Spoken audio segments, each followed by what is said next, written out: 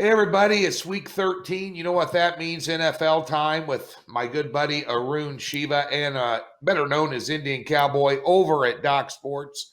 And of course, interesting as we're taping this show on Wednesday afternoon, Arun, I'm trying to take a break from watching an NFL game right now, which the Pittsburgh Steelers basically are struggling in the red zone here. They should be up 21 to something, but right now, right before halftime, Ravens threatening. Interesting deal there with the Ravens. 2-3 postponements and 34 guys on their roster brought a bunch of guys off the practice squad. And when you watch a game like this and you see a 10-point spread in the NFL and you watch a game like this and it looks like a no-brainer just to lay the points, this is when you realize that everybody on an NFL roster and everybody on an NFL practice squad is a freaking stud. And you just can't take it for granted. That's for damn sure. Yeah, I saw one of our buddies, Alan Harris, post. He goes, "This feels like a bowl game. It feels like just a college football bowl game that's on a random Wednesday afternoon. Because not the stars aren't playing, like they're headed to the NFL draft or something, and a bunch of backups and stuff are playing, and it just feels like the Meineke Car Bowl or something. So." Well, right now the RG3 was kind of playing like it first couple of drives there. He had a fumble on the first play and a pick six on the next series. So who knows what's going to happen turning out. We got to look forward to this week here. A better week for me last week in the NFL. I was happy about that and looking forward here to week 13 and the final four picks in the circuit contest out here and Westgate if you're in it. So back to 0-0, trying to win that quarterly prize. So going to be sharp with my picks upcoming here. A lot of interesting underdogs this week. But the first game that jumps off the board at me here, and I guess it falls under the category of pretender or contender. And I'm talking about the Cleveland Browns. They're going on the road. They struggled to get a 2-point win last week in a very competitive football game by Jacksonville, which Jacksonville will give you a game. I mean, they will give you a game. I don't care. And apparently it doesn't matter who's playing quarterback, but they'll give you a game. But nonetheless, they got the win, and they've been managing to win ugly, Arun. But at the end of the day, this is maybe one of the better turnarounds, in the NFL this year. Obviously, a lot of speculation, good and bad, with Stepnoski stepping in there. He's done enough with them. Baker Mayfield has not had to stretch the field vertically. I'm not sure that he can. I think it's shown since Odell Beckham Jr. has been out. That's a big injury. I think you would agree. That is a big injury because you're able to defensively scheme against them better, set up and try and stop the run, bring safeties up, because OBJ, when he's in the game, he's one of those guys. He's kind of like Hill from Kansas City. If he gets on the loose, you're done. He's going to come down with the ball. He's going to kill you. But this is an interesting game here because Tennessee 5.5 is the line on this one. And let me double check the live total here for everybody. And that would be 54 right now. Tennessee is coming off maybe one of their most impressive performances of the year. And they've had a lot of impressive performances. They went into Buffalo and won, went into Baltimore and won. With COVID issues, they've overcome a lot, and they really established themselves on both sides of the football in that Colts game. And they lit up a damn good a matter of fact, I think a better defense than Cleveland's for 45 points here. This is an interesting game. I thought this would come out at 6.5, maybe 7. And maybe odds makers would play on a little bit of an overreaction of both from the fact, Arun, that Jacksonville struggled against a bottom feeder last week, and the Tennessee Titans put one of the best teams in the NFL over their knee and spanked their ass. And so sitting this at 5.5. I want to know what your thoughts are on this game. Yeah, what's interesting is these two teams hooked up last year, and Tennessee won 43-13. So Yeah, it's in a way, this is kind of like this will be used like a benchmark type of game here for Stefanski, because obviously the brass will check to see compared to last year versus this year how much maybe quote unquote they have gotten better or whatnot. I will say this though, I'm pretty impressed. I think part of it is Cleveland was just looking ahead to this game, and that's why they kind of laid an egg at Jacksonville. I mean, how do you get up for Jacksonville? At the same time, like you were saying, Jacksonville gives everybody a game. Jacksonville has covered consistently. They covered against Green Bay. Jacksonville has continued to be able to run the ball effectively against anybody. Doesn't matter who the quarterback is. But what's crazy is this is one of the biggest public fades of the week, because 76% of the public or whatnot is riding Tennessee, because the line isn't overreacting, but the public is. Right, the public is overreacting, and they're saying, "Oh wow, if they can beat the Colts so bad, meaning the Titans, then they can certainly beat the Browns by double digits as well." The other big public game is Vegas and the Jets, nearly 80% on Vegas, which is always a bit scary too. But the thing is, Cleveland also beat Indianapolis, right? Cleveland beat them 32-23, and the only two really bad games Cleveland's had was against Pittsburgh, 7-38, and was against Las Vegas, losing 6-16. But in a weird way, Tennessee kind of reminds me of the Pittsburgh Steelers. That's why I'm afraid to back the Browns, because when they face these hard, thumping, hitting teams, they have a tendency to struggle. Like, they even lost by 10 to Vegas. They lost by a wide margin to Pittsburgh. And they've beaten nobody this year. Cleveland has beaten nobody this year.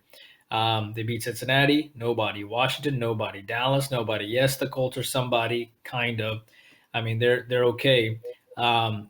Pittsburgh, nobody. Cincinnati again, nobody. Las Vegas, okay, and they lost to them. Houston, nobody, and Philly, nobody. Philly's so bad, and they only beat them by 5, and now they beat Jacksonville, nobody.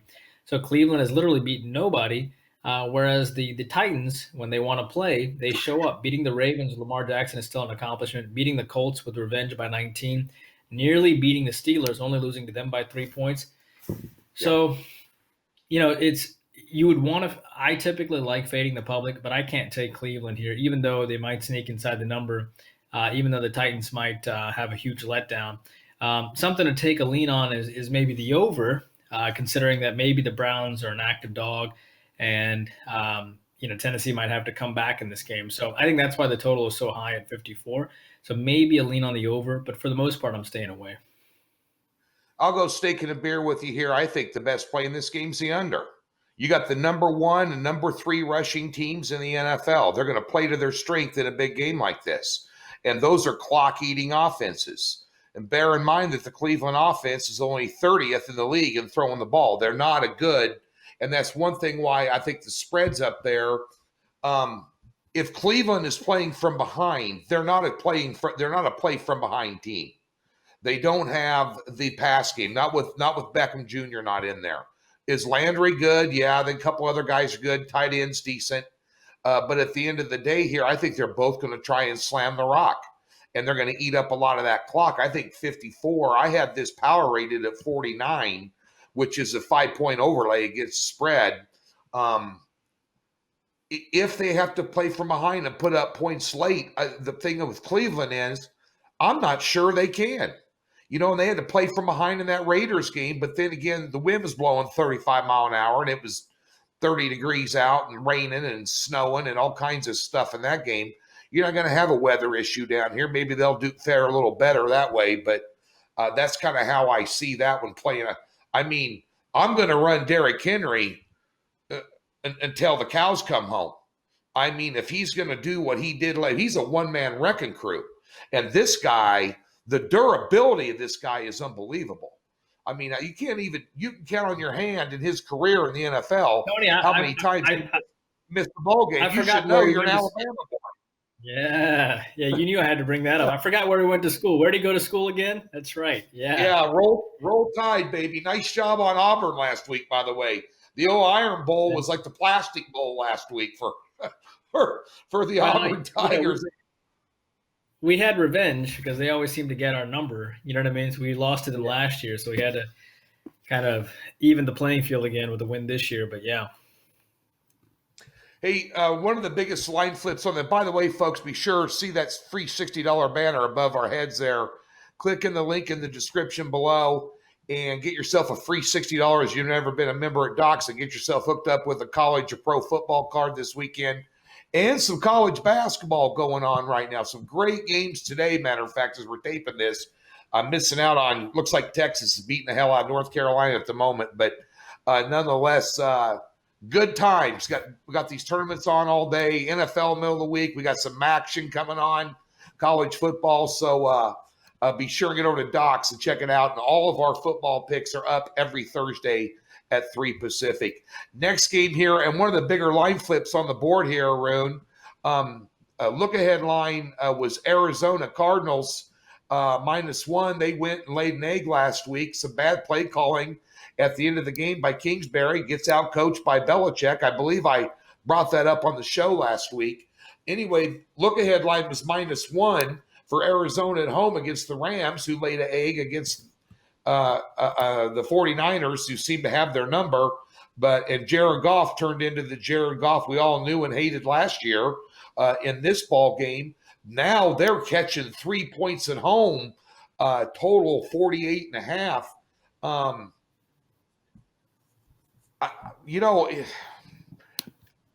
If McVay, the thing about Arizona that bothers me is Kingsbury. Maybe he's a great offensive coordinator, maybe not. They were doing some really stupid plays that they gave the game away to New England, and Belichick's going to coach till the last second, and McDaniels is a good offensive coordinator and he's going to be a good head coach, although his time in Denver didn't work out very well for him. But at the end of the day here, kind of a must-win game for Arizona. They are been slipping and falling. And now I would say it really isn't an overreaction to losing to New England, because they were laying 2.5. A lot were on New England. I had them as a contest pick last week.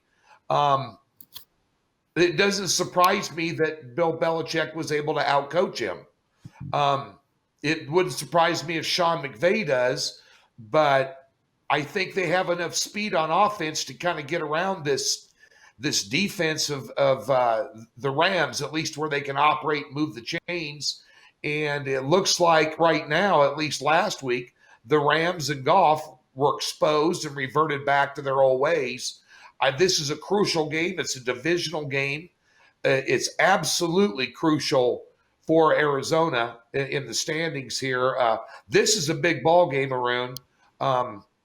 Is this the week maybe that Arizona finally puts it together? And this is a tough call, in my opinion. Yeah, I think what's interesting is, similar to Shanahan always having McVay's number, right? San Fran always having LA's number. Right. It's interesting because you have a guy in McVay who always seems to have,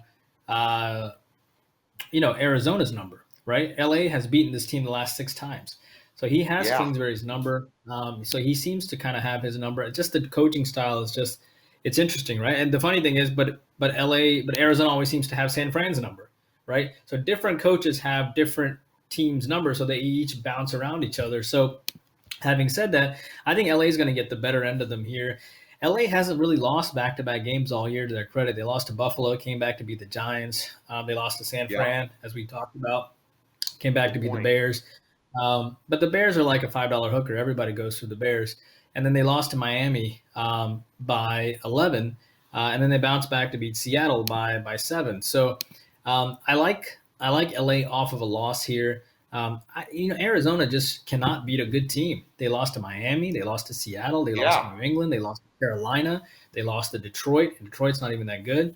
And the wins for Arizona aren't impressive. They beat Washington, the Jets, Dallas. They beat Seattle in overtime, but they got a little lucky there.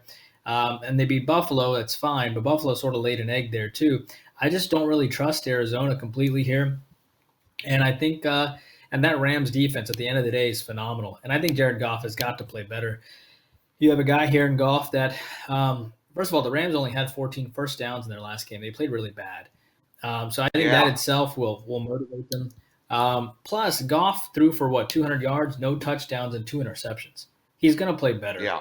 And I think he plays a little bit better. Remember, this team still beat Tampa Bay on the road. He plays a little bit better. The Rams defense is the Rams defense. They'll win by like 4 or 6.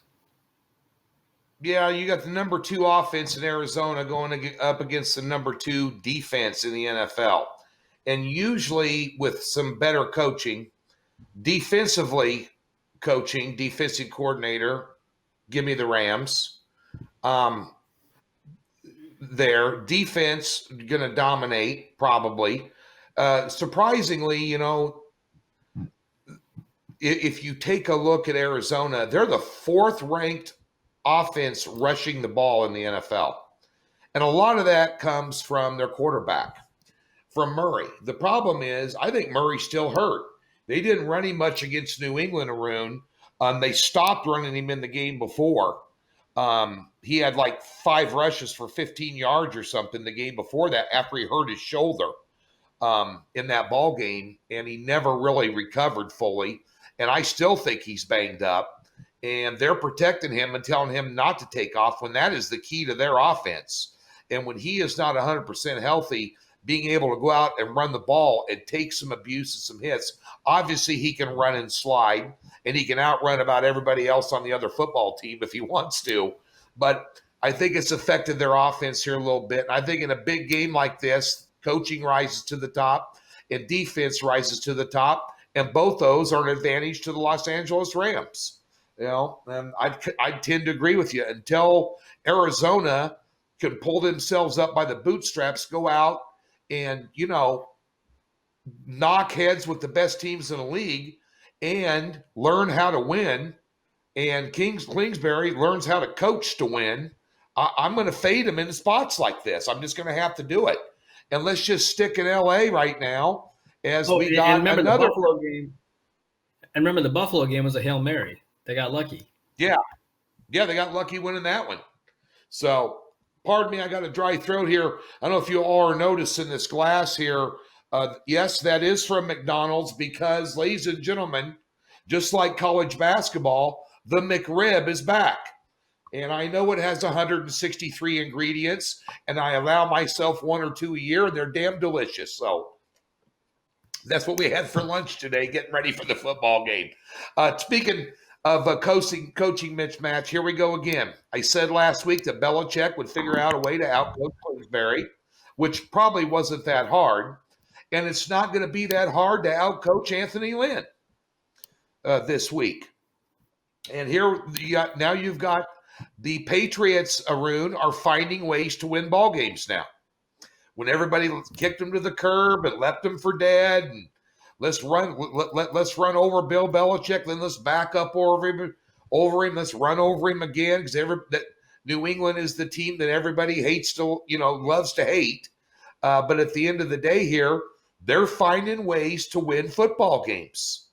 And here you've got another one. You have an opportunity to go on the road, and this one here went from, and I think the public is agreeing with at least my initial take on this game. Remember, and Arun reminds all you people every week, these are not handicap premium plays we're giving you. We're still midweek. We're still handicapping. We're still assessing injuries, COVID issues at the last second, weather, all those different things. But it went from Chargers -1.5 down to a pick'em now, Arun. And let me check an updated total on my Don Best Live, and it is sitting at 47. And interesting game here from a lot of perspectives, but I think it's I think the Chargers are a good football team. I think they have they have good wide receivers. They've got a fantastic young rookie quarterback. You've got Bosa and company on the defensive line. They're active. Merriman and a good set of linebackers, a couple of good DBs. Their best DB is out. Lost him in training camp. But Anthony Lynn can't coach him to a win. At the end of the day here, And I think he's going to be in trouble against Belichick. Will figure out a way to expose any weakness they have and just, stick it in like a dagger and keep twisting it the entire game here. I think Patriots, I would say earlier, they're a live dog, but in a pick 'em right now, I'll definitely have them in a teaser. I can tell you that. Yeah, I mean, how disappointing are these Chargers, right? I mean, I was on the Buffalo Bills against them, and they had a chance to cover late, of course, but they didn't, which was great. The Bills ended up holding on because the Chargers, I think, had first and goal to 2, and they had 2 shots. But the Chargers lost to Miami, lost to Buffalo. They did beat the Jets, but their only wins are against the Jets, the Jaguars, and they have not had a win since the opening week when they faced I think it was the Bengals, right, in the opening week. So they lost every game outside the Bengals, sub 500, outside the Jaguars, and outside the Jets, all sub 500 teams. So, I mean, they are competitive. They'll be competitive against you, but they're kind of like the poor man's Arizona Cardinals. They just cannot beat a good team.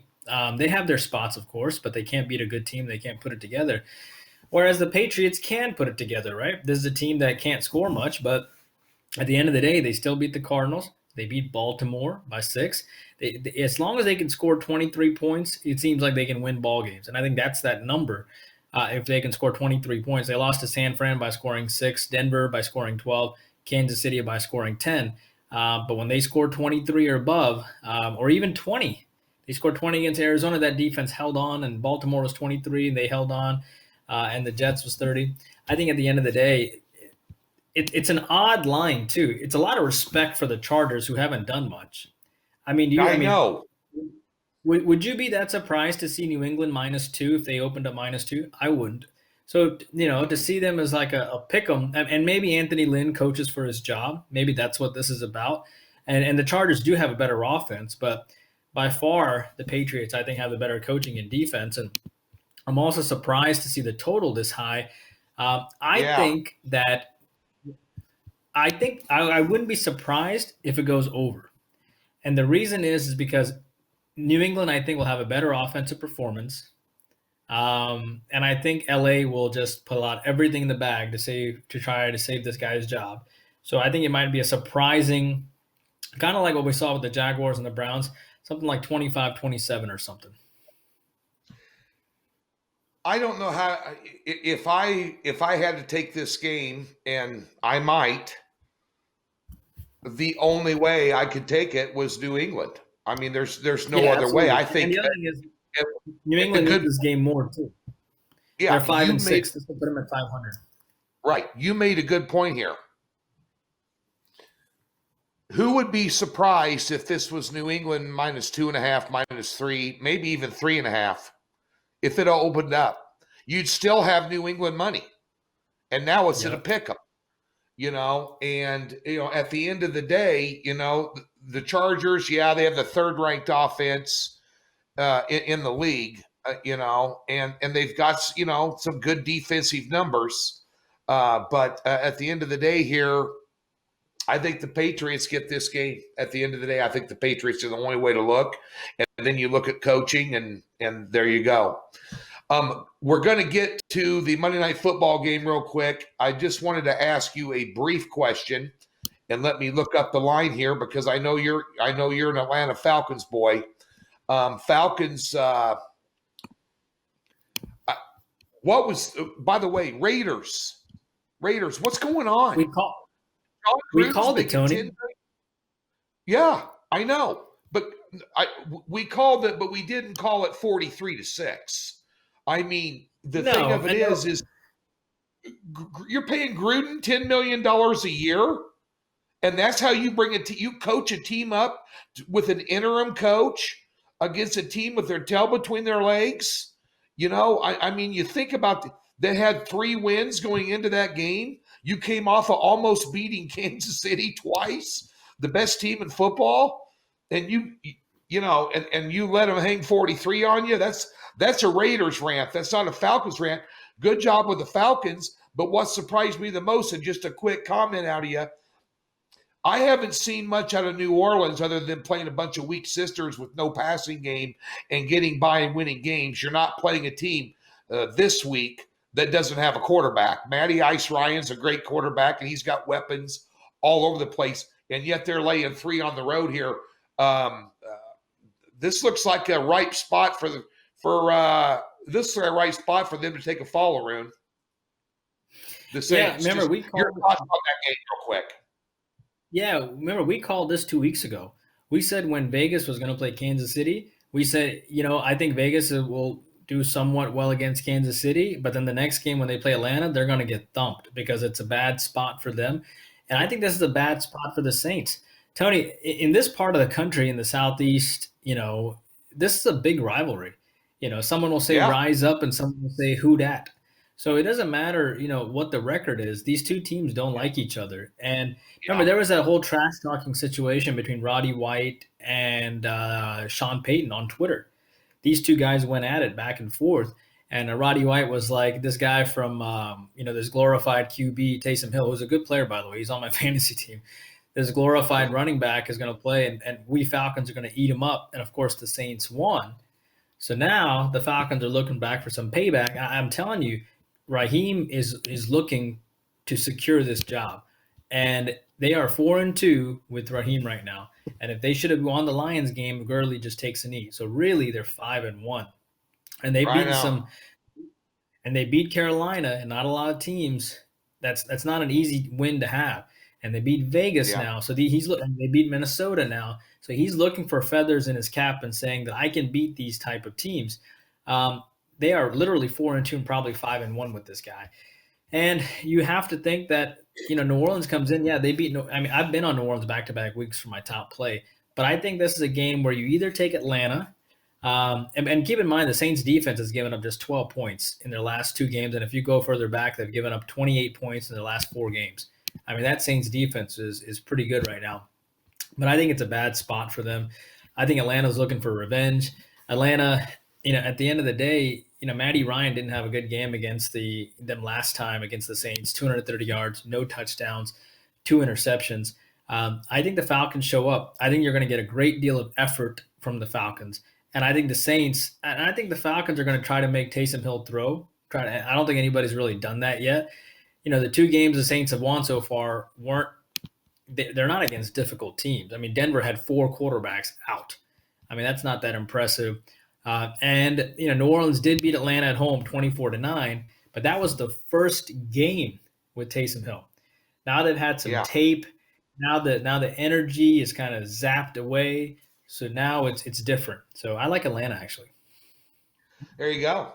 And that's my official weekly teaser. The last 2 games talked about. Give me New England +6. Give me Atlanta +9 and a 2-team 6-pointer. There you go, folks. That's the best free tip you're going to get all day. Next best free tips you're going to get is a free $60. That link in the banner above us. It's down in the description. Be sure to go to Docs, get yourself free $60. Big weekend in the NFL. I may only have 1 game this Sunday, Arun, and it may be my NFL game of the year. So stay tuned for that. Get over to the website. It'll be up on Thursday. So be sure to get over there and check out. And we have 10 other guys besides Arun and I. We're just the 2 best looking guys. But we're pretty good handicappers, I guess. But at the end of the day, I'll take it in the looks department. Finally, quickly here, Monday Night Football. A big game for the Buffalo Bills. Interesting spot for the Buffalo Bills. I think you're going to pretender contender. We're going to find out. This is a tough game to go on the road on Monday night, national television, leading the division. You got Miami coming on. You got New England coming on. You got the Jets. Well, they don't really count, but I think they covered the 9 against Oakland or Las Vegas this week. But at the end of the day, interesting game here because you're catching San Fran with some momentum. They looked good last week. Their defensive effort against the Rams was very disruptive, and I think they'll be a little disruptive for Allen. He does get shook up when he plays good defensive teams. They'll have a good defensive scheme. Bills on the road, laying 2.5 on Monday Night Football. Arun, your thoughts? I like them. And I think they're gonna bounce back.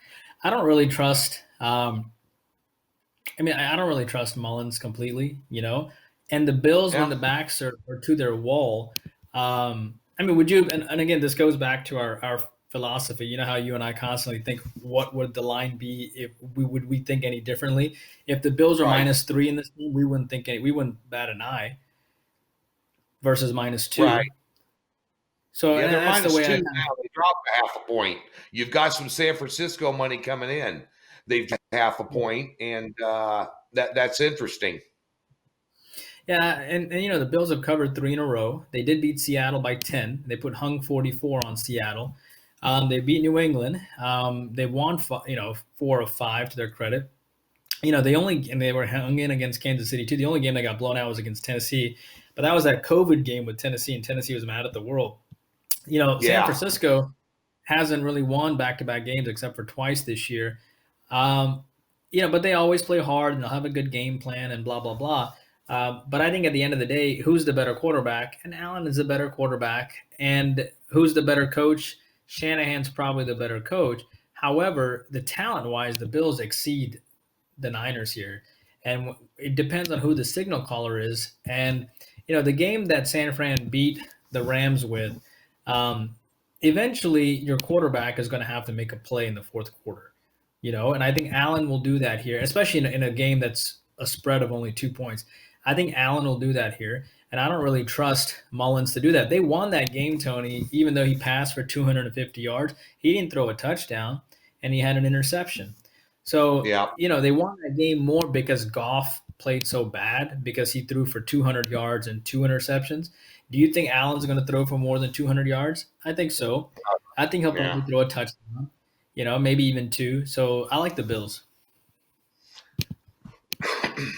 I tend to agree with you there. And the one key there that you mentioned was the fact that the Niners can't put back-to-back wins together. And this Buffalo's a damn good football team. You look at some of their losses, like you said, catching Tennessee in a foul mood. They hung in there 26-17 against Kansas City too. Best team in the league. They hung in there with Kansas City and did a nice job. So interesting. I thought this line would open up at 3. And they kept it under 3. And, you get a lot of West Coast bias out here in Las Vegas at the sports books, but at the end of the day, I think this is a game where the Buffalo Bills can prove, even though you say, well, your opponent is a middle of the pack team with injury problems playing with a backup quarterback. It's still a road game against the NFC champions defending from last year on the road on national television. Bright lights, noose gets a little tighter for the team expected to win. It's going to be real interesting to watch this to see how they perform. It really is, in my opinion. So you start before we end the show. How you starting out in college basketball? Okay. Yeah, we're I'm about plus 820 or 840 or something like that, and had to have a big play tonight against with Providence and Alabama, and I did have my biggest play of the year so far was Richmond plus the 8.5 over Kentucky because they were returning like 4 to 5 starters, and Kentucky was still super young, I had and them they too. won. Right? So yeah, so that was that's been the top play so far for us so far. Your thoughts quickly here before we close out the show. The Champions Classic was on Wednesday. I was a little surprised, especially going in 0-9 their last 9 against Duke, that Izzo was able to pull that win off as the underdog. I thought he finally outcoached Mike Krzyzewski last night in that game. Yeah, what's funny is, does Duke's streak officially end when they don't have the crazies in there? But it's funny, Izzo was like, there's no asterisk with this. He's like, a win is a win is a win. Yeah. And obviously, maybe the Duke crazies were there, it would have been different. It'll be interesting to see. Michigan State won, I think, 22 games last year. They won their last 5. Maybe they would have done some damage. I don't know. But they're off to a good start. They beat Duke. They beat Notre Dame. We'll see what happens. Yeah. As far as Coach K is concerned, I don't know. They haven't looked good. They beat Coppin State, who's like one of the worst teams in the country, by 10. And I think if any, they had 22 turnovers in that game against Coppin. They had 22 turnovers. Yeah, Coppin State's a really bad team, and I think not having a great home crowd really affects this team more than others. Like it doesn't affect someone like Alabama because we don't have like a ton of people at our basketball games anyway. But Right. for Duke, which is what they pride themselves on, I think it kind of affects them a little bit. So yeah, not an impressive effort by Duke. I do want to give a shout out to a couple of things here. Number one, um, you have a school called Tarleton State who plays their first Division One basketball game against Texas A&M. So happy for them. And you have a school called Bellarmine who plays Duke in next game. It is their first game as well, Division One. So it's nice to see new Division One schools coming in and and playing some big schools. It's good for their schools and stuff. Now I can handicap 329 versus 327 Division One schools and power rate them in college basketball. That's Going to my wrap free it up. play today. Yeah, It's Tarleton yeah. State over A&M. Yeah. There you go. Well, that's going to wrap up this week's show, folks. Thanks for tuning in. For Indian Cowboy, I'm Tony George. Get over to Docs. Get yourself some winners this weekend. College and pro football, basketball, NBA 3 weeks away as well. We'll talk about that in some upcoming shows for you as well. Thanks for tuning in.